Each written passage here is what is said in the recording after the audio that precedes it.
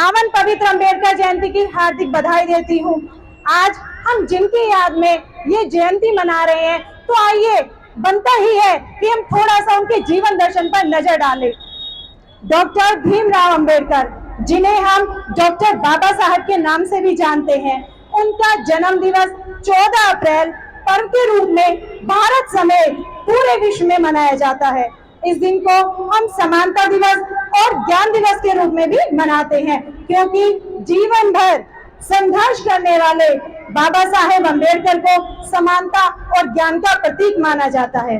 बाबा साहेब को विश्व भर में उनके मानवाधिकार आंदोलन, संविधान निर्माता और उनकी प्रकांड विद्वता के लिए जाना जाता है। यह दिवस उनके प्रति सम्मान व्यक्त करने के लिए मनाया जाता है। बाबा साहेब की पहली जयंती सदाशिव रणपिसे ने 14 अप्रैल 1928 को पुणे नगर में मनाई थी। जो रणपिसे थे वो बाबा साहब के अनुयायी थे। बाबा साहब भारत के महान नेताओं और आधुनिक विचारकों में से एक थे। वो एक न्यायविद अर्थशास्त्री थे, जिन्होंने भारत के संविधान का मसौदा तैयार करने वाली समिति का नेतृत्व किया और स्वतंत्रता पश्चात स्वतंत्र भारत के पहले कानून मंत्री के रूप में कार्य किया। वे व्यक्तिगत स्वतंत्रता के प्रबल पक्षधर थे और जाति आधारित भेदभाव को बढ़ावा देने वाले समाज और व्यवस्था की सक्रिय रूप से आलोचना करते थे। बाबा साहेब ने दैनिक समुदाय के लिए लड़ाई लड़ी और दलित बौद्ध आंदोलन को प्रेरित किया। उन्होंने लोगों को अधिक प्रयास करने और अपने औद्योगिक और कृषि व्यवसाय को बढ़ावा देने के लिए प्रेरित किया। उन्होंने सार्वजनिक स्वास्थ्य, शिक्षा को आगे बढ़ाने के लिए दूसरों को भी प्रेरित किया। बाबा साहब ने भारत रिजर्व बैंक के गठन में महत्वपूर्ण योगदान दिया, जिसे आज हम सेंट्रल बैंक ऑफ इंडिया के रूप में जानते हैं। बाबा साहब ने 1936 में इंडिपेंडेंट लेबर पार्टी नाम से एक राजनीतिक पार्टी बनाई। उन्होंने 15 मई 1936 को अपनी पुस्तक एनिहिलेशन ऑफ क्लास प्रकाशित की और भारतीय कानून और शिक्षा में बहुत योगदान दिया। वह पूरे भारत में समानता और न्याय के प्रतीक हैं।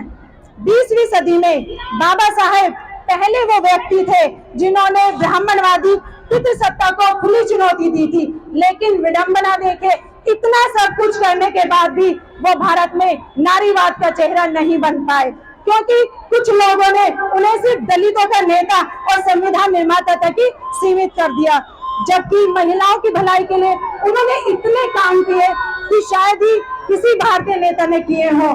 उनकी मॉडर्न थिंकिंग और दूरदर्शी का अंदाजा आप इस बात से लगा सकते हैं कि जिस समाज में उस टाइम महिलाओं को 4 दीवारी में बंद करके रखा जाता था, उस समय पर बाबा साहब ने कामकाजी महिलाओं के लिए मैटरनिटी लीव दिलाई थी। बाबा साहेब की आधुनिक सोच ये थी कि मैं किसी समाज की तरक्की इस बात से देखता हूँ कि वह महिलाओं ने कितनी तरक्की की है। आप इस बात से अंदाजा लगा सकते हैं कि बाबा साहेब ने महिलाओं के उत्थान के लिए वो कितने गंभीर थे। और भारत में जब फेमिनिज्म यानी नारीवाद का नाम कोई ढंग से भी नहीं जानता था, तब उन्होंने महिला सशक्तिकरण के लिए इतने काम किए कि जिससे आज भारतीय महिलाएं अंतरिक्ष तक पहुंच पाई हैं। तो महिलाएं अपने लिए काली तो बनती है।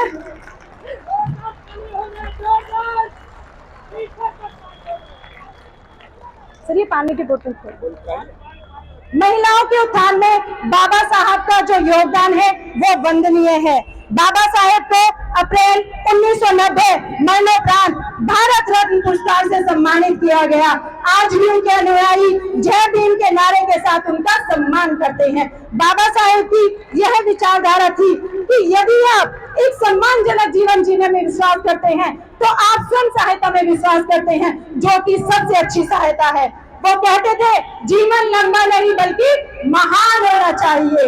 मैं बाबा साहेब के विचारों की प्रशंसा करती हूँ और समाज के उनके प्रति योगदान को नमन करती हूँ।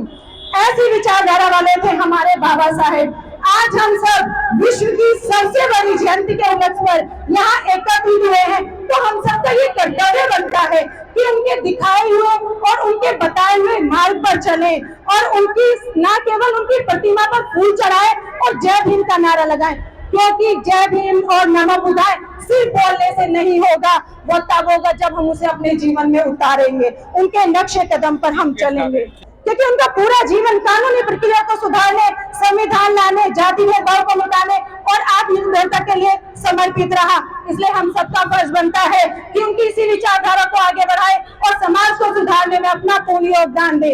अगर हम बात करें तो सबसे पहले आती है स्वयं की स्वतंत्रता। अगर हमारे विचारों में स्वतंत्रता है तो हमारे आसपास का जो वातावरण है निश्चित ही स्वतंत्र होगा और वहां पर कोई भी अपनी मनमानी नहीं चला पाएगा, जिससे सभी को स्वतंत्रता के साथ जीने का अधिकार होगा। बाबा साहेब ने कई दलित आंदोलन को प्रेरित किया ताकि हमारे समाज से जाति प्रथा और भेदभाव मिट सके, लेकिन हम लोग अभी भी जातिवाद में फंसे हुए हैं और अपनी जो समाज है उसमें कई प्रकार से अंधविश्वास फैला रहे हैं। अगर हम वास्तव में सच्ची जयंती मनाना चाहते हैं तो हमें सबसे पहले इस जातिवाद के जाल को तोड़ना पड़ेगा, उससे बाहर आना पड़ेगा और समाज को दिखाना पड़ेगा कि देश का हर छोटा बच्चा, हर एक व्यक्ति, हर एक नागरिक समान अधिकार रखता है और स्वतंत्रता के साथ जीने का अधिकार रखता है। हमारा संविधान सभी को समान रूप से जीने का अधिकार देता है। समाज में ना तो कोई छोटा है और ना ही कोई बड़ा।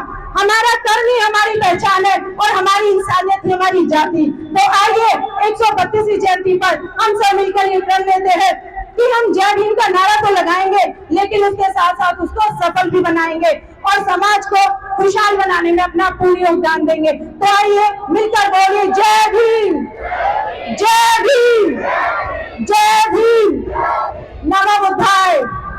आप अंत में आप सभी का वंस अगेन धन्यवाद। आपने मुझे सुना। धन्यवाद।